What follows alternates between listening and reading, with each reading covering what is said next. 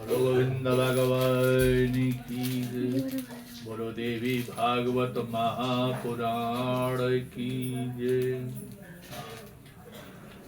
अखंड मंडलाकारं व्याप्तेन चराचरं तत्पदं दर्शितं येन तस्मै श्री गुरुवे नमः। सभी ऋषियों एवं देवताओं को प्रणाम करते हुए, भक्तजनों को प्रणाम करते हुए, श्रद्धालु विद्युत समाज को प्रणाम करते हुए, गुरु भगवान के चरणों में, माता पिता के चरणों में प्रणाम करते हुए, माताओं एवं बहनों को प्रणाम करते हुए,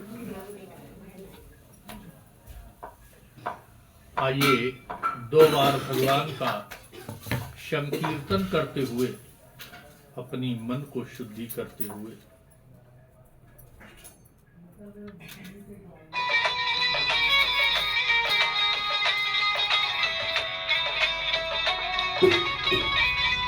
लगन तुमसे लगावे जो होगा देखा जाएगा। लगन तुमसे लगावे जो होगा देखा जाएगा। तुम्हें अपना बनावे जो होगा देखा जाएगा। तुम्हें अपना बनावे जो होगा देखा जाएगा। लगन तुमसे लगावे जो होगा देखा जाएगा। जो होगा देखा जाएगा। जो होगा देखा जाएगा। जो होगा देखा जाएगा। Salon at ₹700 and SIP at just ₹100. Open free Demat account. तुम्हें अपना बनावे जो होगा देखा जाएगा। लगन तुमसे लगावे जो होगा देखा जाएगा।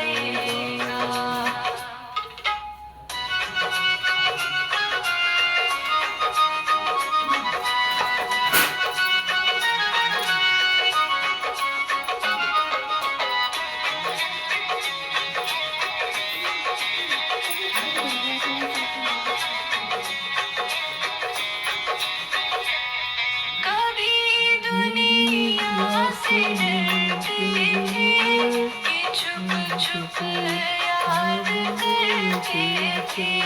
कभी दुनिया से डरते थे कि छुप छुप याद करते थे। कि छुप छुप याद करते थे। लो अब पर्दा उठा तुम्हें जो होगा देखा जाएगा। लगन तुमसे लगावे जो होगा देखा जाएगा। तुम्हें अपना बनावे जो होगा देखा जाएगा। लगन तुमसे लगावे जो होगा देखा जाएगा।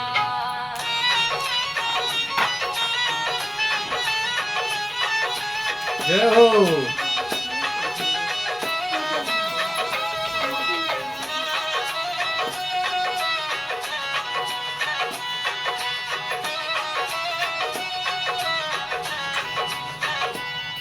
कभी ख्याल था दुनिया हमें बदनाम कर देगी।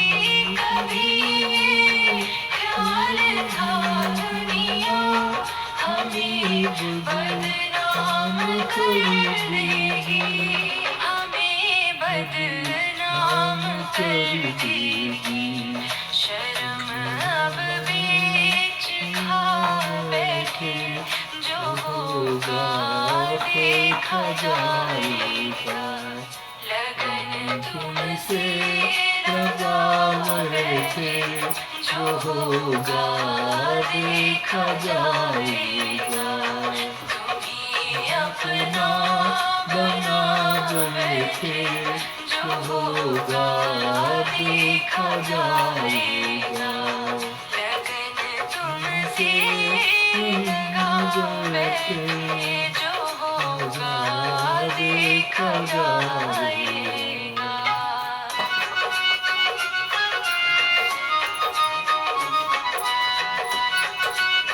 राधे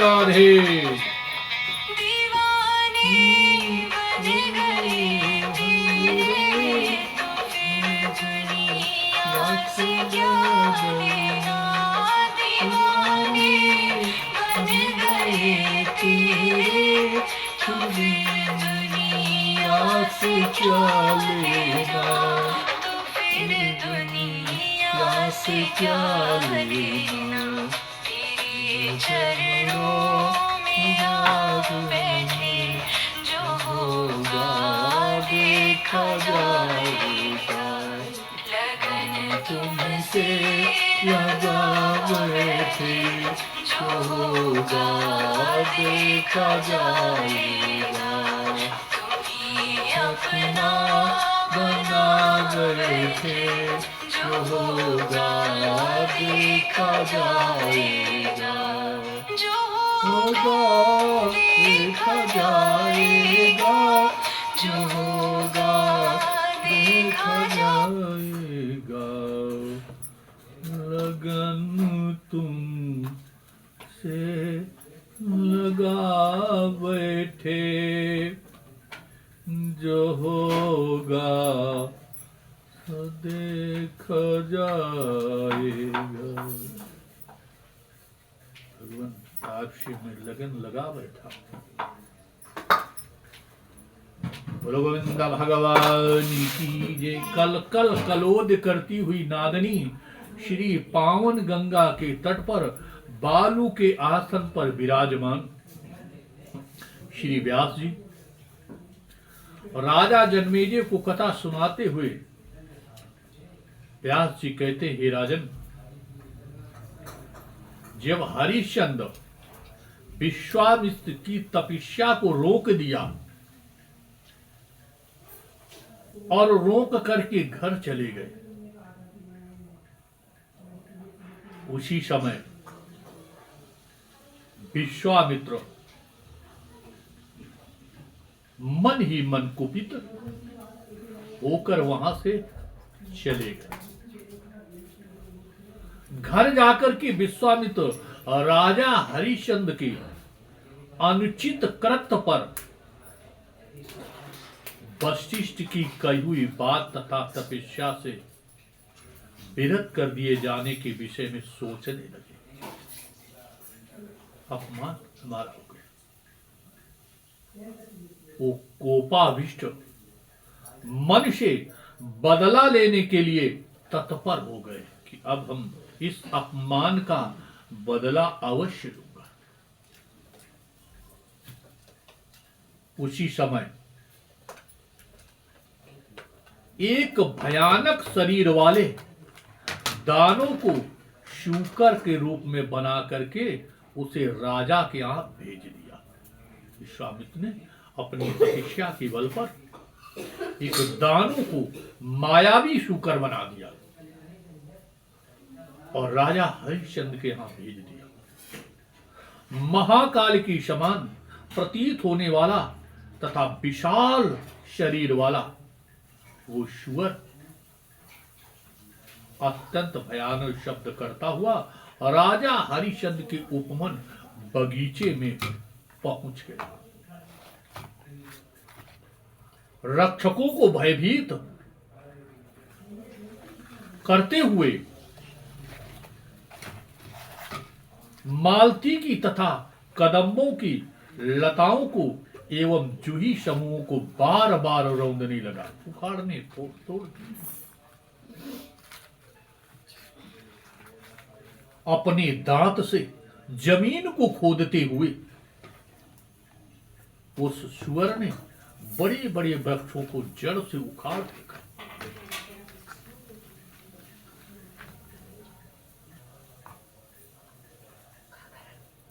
चंपक केतकी के, मल्लिका कनेर तथा उशीर के सुंदर तथा कोमल पौधों को बीज तोड़ डाला। उस सुअर ने उपवन को विनिष्ट कर दिया। हाथों में शस्त्र लिए हुए उस उपवन की रखवाली करने वाले सभी रक्षक मालीगण वहां से भाग चले और अत्यंत भयभीत मालियों ने हाय हाय की ध्वनि करते हुए चिल्लाना आरंभ कर दिया। साक्षात काल के समान तेज वाला वो सुअर जब बाणों से मारे जाने पर भी त्रस्त नहीं हुआ और रक्षकों को पीड़ित करता रहा, तब वे अत्यंत भयाक्रांत होकर के राजा हरिश्चंद्र की शरण में गए। महाराज,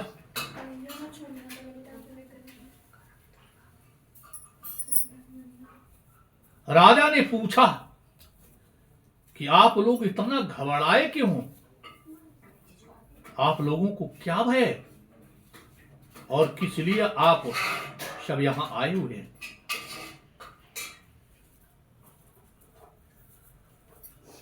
मुझे बताइए हे रक्षकों, तुम्हें ये भय किसने उत्पन्न हुआ? अब आगे शत्रुओं का एक ही बाण से अभी मार डालता हूं। जो पाप बुद्ध तथा दुष्ट इस लोक में मेरे शत्रु के रूप में उत्पन्न हुआ हो, चाहे वो देवता हो या दानव, चाहे कोई भी हो, उसको अवश्य में मार डालूंगा। मालिकार बोले, हे राजन, वो न तो देवता है, न दैत्य है, न यक्ष है, न किन्नर है, न नाग है, विशाल शरीर वाला एक शूकर है। उपवन में आया हुआ सब वृक्षों को उखाड़ डाला, जड़ से तोड़ डाला, फुलवारी को नष्ट कर दिया है। महाराज, बाणों, पत्थरों तथा लाठियों से हम लोगों के प्रहार करने पर भी वो भयभीत नहीं हुआ, हमें मारने के लिए दौड़ पड़ा। व्यास जी बोले, उनकी ये बात सुनते ही राजा हरिश्चंद्र कुपित हो उठे और उसी क्षण घोड़े पर सवार होकर के उपवन की ओर शीघ्रता पूर्वक चल पड़े। वहां उन्होंने एक विशाल शरीर वाले भयानक सुअर को घुघराते हुए देखा। उसके द्वारा उजाड़े गए उपवन को देख करके राजा कुपित हो उठे। हाथ में धनुष लिए हुए कोपाविष्ट राजा हरिश्चंद्र को देख करके वो सुअर अत्यंत भयानक शब्द करता हुआ तुरंत उनके सामने आ गया। उस विकृत मुख वाले सुअर को तब उस बाण से अपने की बचा करके वो सुअर राजा को बड़े वेग से दौड़ लांग करके बलपूर्वक शीघ्रता के साथ वहां से भाग निकला। उसे भागते हुए देख करके राजा हरिश्चंद्र क्रोधित होकर धनुष खींच करके सावधानी पूर्वक उस पर तीक्ष्ण बाण छोड़े। वह स्वर किसी क्षण दिखाई पड़ता था और किसी क्षण वो गायब हो जाता था। तब राजा हरिश्चंद्र वायु के समान तीव्रगामी अश्व पर सवार होकर के और धनुष खींच करके अत्यंत क्रोध के साथ उस सुअर का पीछा करने लगे। सेना इधर उधर के साथ दौड़ती हुई दूसरे वन में चली गई और राजा उस भागते उस सुअर का अकेले ही पीछा करते रहे, जिस कारण से वो सुअर तो मिला नहीं, आंखों से ओझल ही हो चुका था। अतः हुए चिंता से व्याग होकर के उस घने जंगल में मार्ग ज्ञान का उन्हें भूल गए, रास्ते से भटक भी गए। उनकी दशा बड़ी दयनीय हो गई और सोचने लगे कि अब मैं क्या करूं। इस प्रकार निर्जन वन में सोचते हुए चिंता तो राजा हरिश्चंद्र की दृष्टि एक स्वच्छ, चूंकि प्यास भी लगी थी, एक स्वच्छ जल वाली नदी पर पड़ी। उसे देख करके राजा बहुत हर्षित हुए, घोड़े से उतर करके जल पिया।